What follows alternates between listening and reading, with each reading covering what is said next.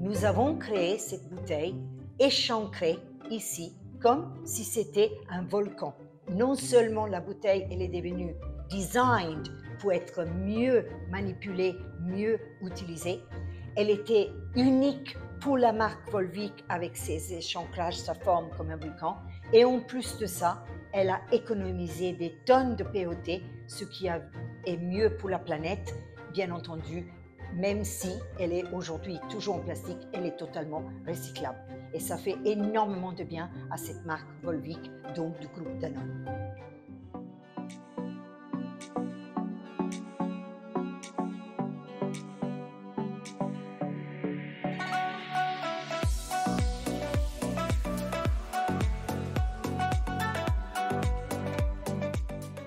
Je suis Silvia Vitale Rota,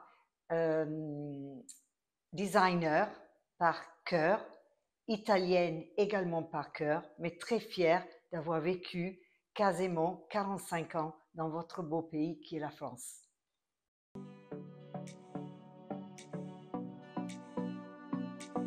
Alors, Team Créatif, comme son nom le porte, c'est une équipe de gens créatifs. On a démarré étant tous les deux des designers, c'est-à-dire mon mari et moi. Mon mari était anglais, j'étais italienne et nous sommes tombés amoureux de la France. Et nous avons décidé que même si on ne parlait pas un mot de français, le design était universel. Et du coup, on a quitté l'Angleterre pour venir s'installer à Paris.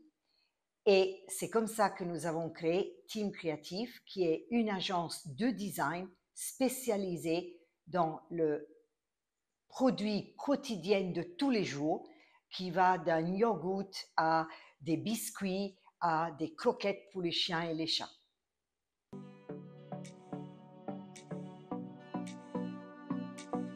Alors le parcours est assez simple, c'est-à-dire que je suis née en Afrique, sous le Mount Kilimanjaro, donc au pied du Kilimanjaro, et j'admirais la neige à l'époque, en haut, et je me demandais qu'est-ce que c'était cette neige blanche. Et bien, vers 15 ans, mes parents ont décidé de venir en Europe. Je suis allée en Italie, j'ai pas du tout aimé parce que j'étais éduquée anglo-saxonne, forcément, en Tanzanie. Et ensuite, on est allé en Angleterre et là, j'ai fait 5 années de beaux-arts, de design, de la discipline du design, rencontré mon mari et aussi mon partenaire dans la vie professionnelle. Et on est devenu designer en Angleterre, à Londres, mais Londres était sale, était gris, était froid à l'époque. Et du coup, on est tombé amoureux de Paris. On a donc décidé de faire une agence de design à Paris et j'ai eu également la chance de démarrer à Paris avec Serge Gainsbourg et Jane Birkin parce que pour être sûr d'avoir un endroit pour vivre, eh ben, j'ai été au pair pendant presque 3 ans, tout en étant des designers chez Jane et Serge. Et c'est comme ça aussi que j'ai appris le français.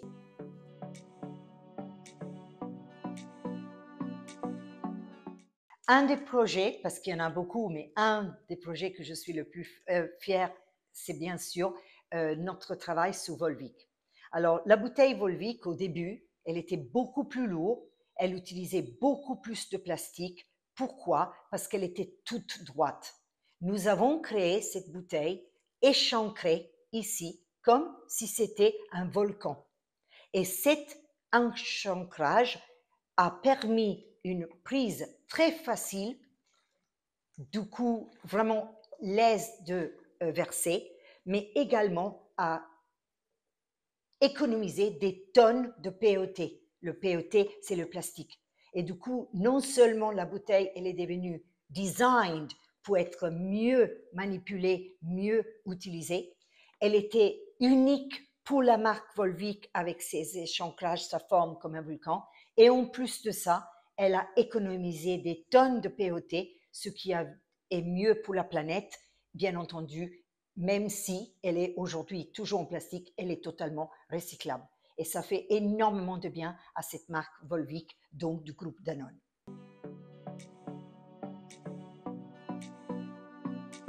Un autre de mes projets à cœur, c'est que nous avons créé, il y a quasiment, je dirais, presque 30 ans, le violet de Whiskas. À l'époque, quand on l'a créé il y a presque 30 ans, il n'y avait pas de violet, sauf Milka dans le chocolat, mais sinon, il n'y avait absolument pas de violet dans le linéaire du pet food, c'est-à-dire pour les animaux et les chiens et chats de compagnie. Du coup, ça a donné un uniqueness, une mémorisation énorme vis-à-vis des consommateurs et bien entendu, une visibilité en linéaire incroyable. Donc voilà un autre projet qui nous tient à cœur et nous sommes toujours l'agence design de cette marque et très fiers de l'être.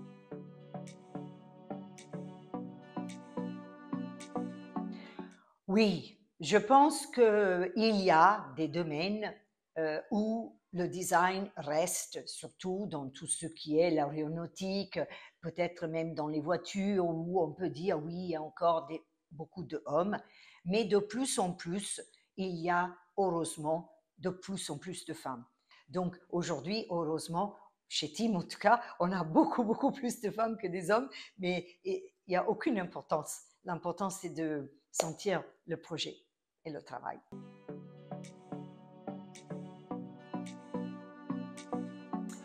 Alors, être président de l'EPDA était un énorme honneur. Ce que je rêverais, c'est de pouvoir faire que l'EPDA puisse être un véhicule pour promouvoir le design, l'honorer vis-à-vis de nos clients et vis-à-vis des marques, de toutes les agences, et surtout faire reconnaître notre métier comme une vraie valeur pour les marques et pour le pays, et donc quelque part reconnaître financièrement ces agences avec tous ces designers, de faire reconnaître le design comme un partie très important du value chain d'un produit, d'une marque, et pas juste négocier avec des acheteurs qui des fois nous comprennent, mais des fois ne comprennent pas la valeur que nous amenons à leurs équipes et à leurs marques. Donc voilà ce que je voudrais en président de EPDA faire, ainsi que sensibiliser sur la sustainability, c'est-à-dire le fait que le packaging ne pollue pas, au contraire, le packaging, s'il est sustainable et bien réfléchi, il peut bien utiliser les ressources de la planète. Donc voilà ce que je voudrais faire. C'est beaucoup, mais doucement, on va y arriver.